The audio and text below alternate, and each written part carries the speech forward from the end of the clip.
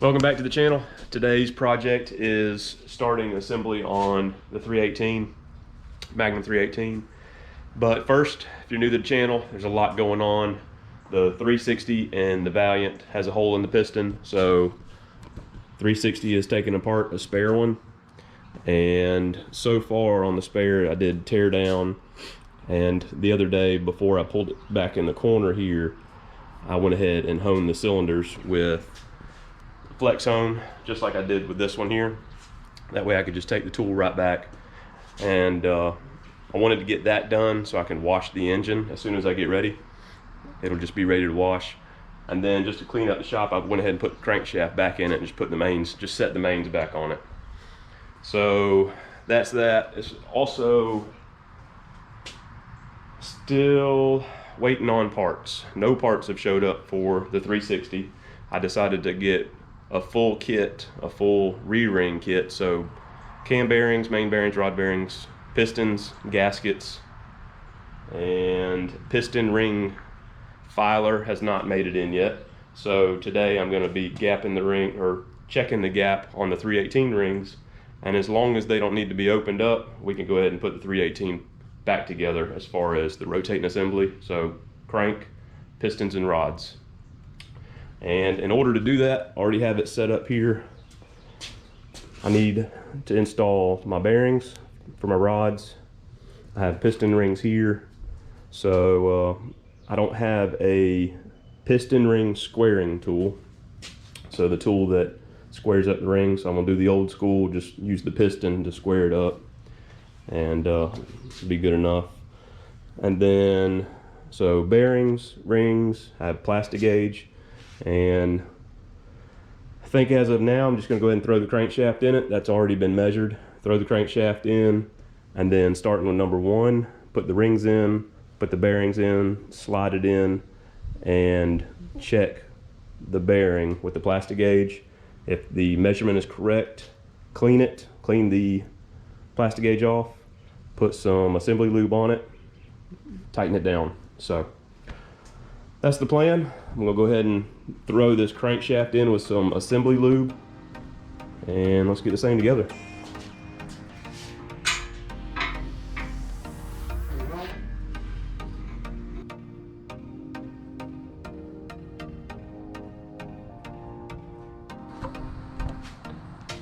Rear main seal, all new bearings, and some assembly lube.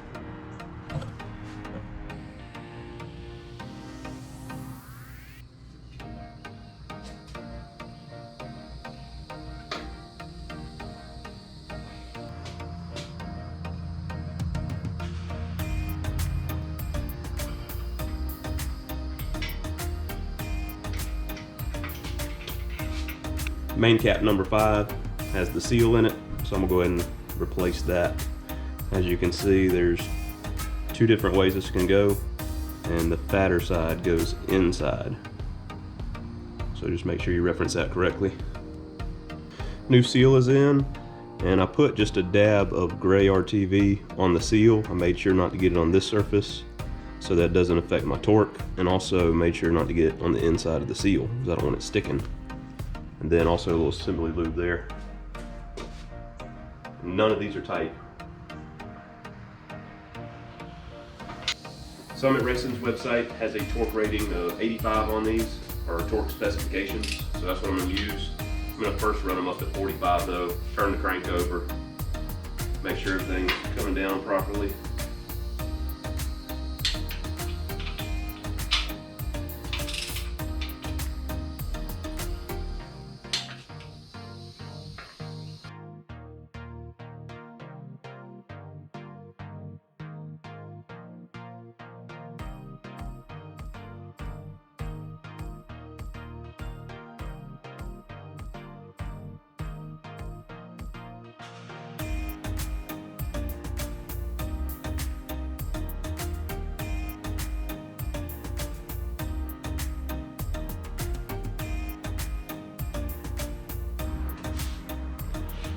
Crankshaft turns over nice, and I went ahead and cleaned all the rod journals and make sure they're dry, because whenever I plastic gauge, I want to make sure there's nothing on them. But I'm gonna roll that back over Go ahead and get number 1. Let's get some piston rings on it, rod bearings on it, so we can get that thing installed and plastic gauge those rod bearings. Here's a ring for the second ring groove. As you can see, it has a dot on top that'll indicate the top. So I'm gonna put him in here and square him up with with the piston that's going to be used.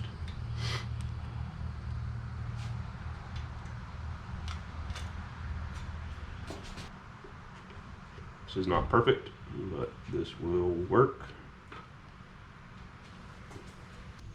Alright, so the piston didn't get it in there square. I was getting a bad reading, so I'm just going to have to measure it, make sure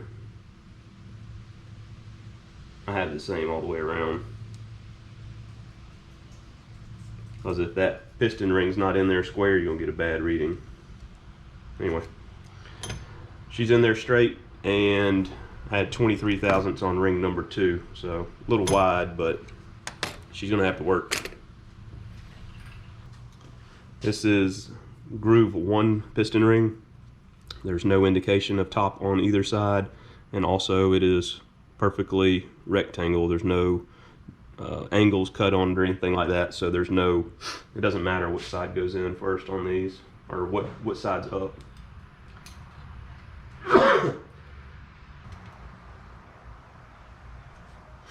Alright, that one's square in the bore as much as possible. Let's see, that one's pretty wide too, 24 thousandths, so these are Harbor Freight gauges, but that's 24 thousandths. That's going to be way more than enough.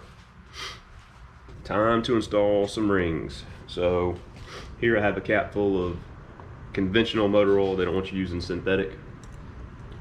I think synthetic doesn't allow for a good break-in. But I'm going to install my little spacer ring there. I'm going to get this motor oil I have here, just put a light coat on it. And this one you just want to feed on. You don't want to do this with the upper 2 rings though. But that one, the oiling rings, you're allowed to feed on like that. I'm going to put him at a 45-degree angle from the spacer. Oil this up.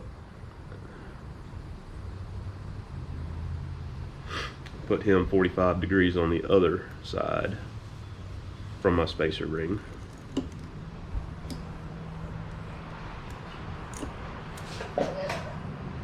Alright, make sure he moves freely. Make sure he stayed at 45 degrees. Those look good.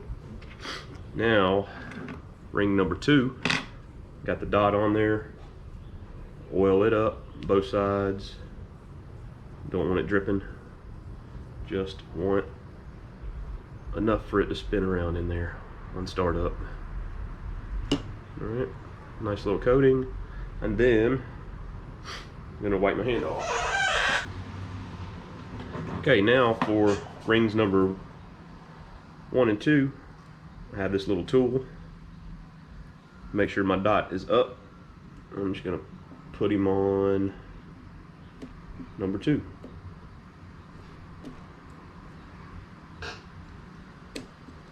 Like that. And then I'm gonna put ring number 2 down here, 6 o'clock, and I'm gonna put ring number 1 at 12 o'clock. And like I said, these are gonna spin, so that's gonna change once the engine starts. So if you put it at 3 and 9, it really doesn't matter because they're gonna spin anyways. They're supposed to spin. Everything's done right.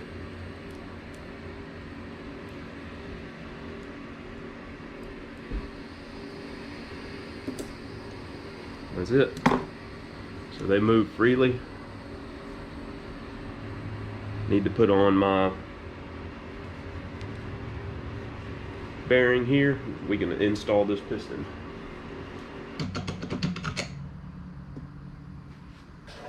Here I have my just sealed power bearings. Pop this out.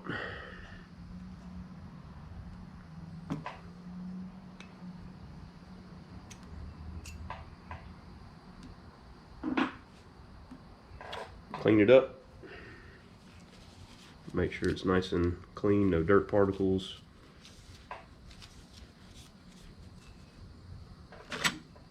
And pop the new one in. I'm gonna leave it dry until we get our plastic gauge measurement, and then we can put our assembly lube on. All right, went ahead and put me a couple of pieces of hose on here to keep from scratching my crankshaft. Here I have just one of these old ring compressors. They're not the greatest, but they'll get the job done. I'm just gonna tighten him down. I made sure it was clean on the inside too. It's been sitting around for a while.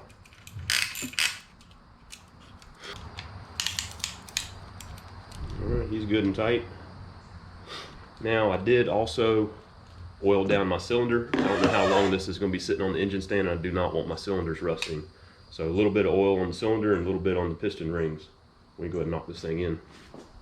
You can see down there the rubber hose keeping the bolts off the crankshaft. Number 1 piston, you see the divot right there facing forward. Give it a couple taps.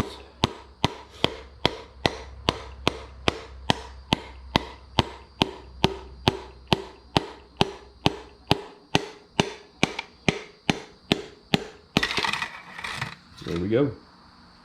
Just want to note real quick, the puppy's being good. Phoebe doing real good, aren't you? Been chill the whole time. Went ahead and cleaned my rod journal good. It's dry. Have a little piece of plastic gauge right there. Going to throw the rod cap on it. Tighten it down to spec. Don't turn the crankshaft over. Just pop it right back off and measure it. Here's number 1.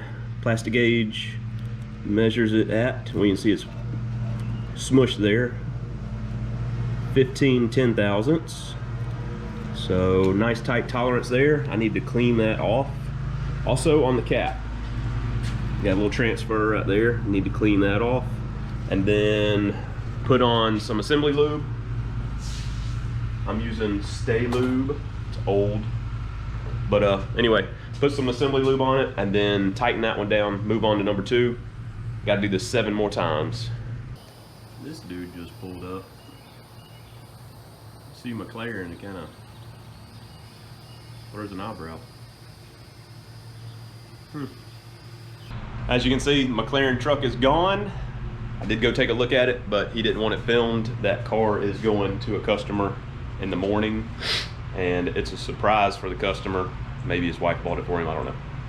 Anyways, cool little break there. I'm still working.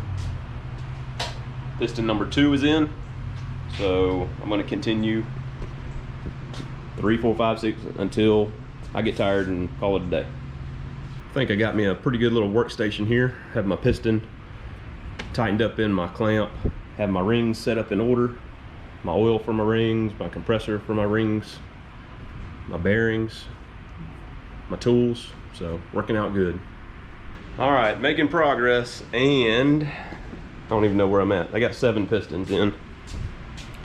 Had a fellow coworker, or ex-coworker, deputy, show up. So I've been out there talking, and while I was talking, I looked on the front porch and we have a package from Summit Racing. I have no idea what it is because nothing was supposed to come today. But parts are always good, so let's see what's in it.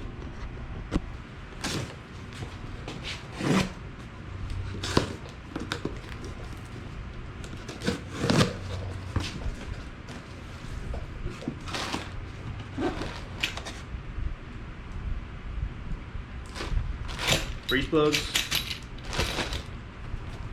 Oh, a timing gear. Timing set. So this will be for the 360. Trying to think. Got so much going on, trying to figure it all out. That's for the 360. And those are for the 360. I have all the pistons and rods and crank in now. So everything feels good. Go ahead and turn it over for you right here. I'm going to turn it over by hand. I have just a towel on here because this thing's dirty. This balancer is, I got a new balancer sit down there, and this one's just still dirty, but nice and solid. And can roll it over, show you. I plastic gauged. Well, I'll go through it in a second. But there you go. Got a little bit of oil on top of there. So let me run through one more time what I did. I had a little workstation, as you saw, and once I got the rings set on, I set the oil rings on first.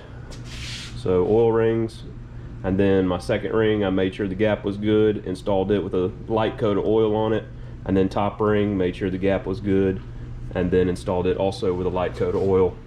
And then once I got my spring compressor on, I put a little oil on the skirt on both sides, and then I also put oil in the cylinder. They went in perfectly. None of them had any issues. None of them gave me any trouble.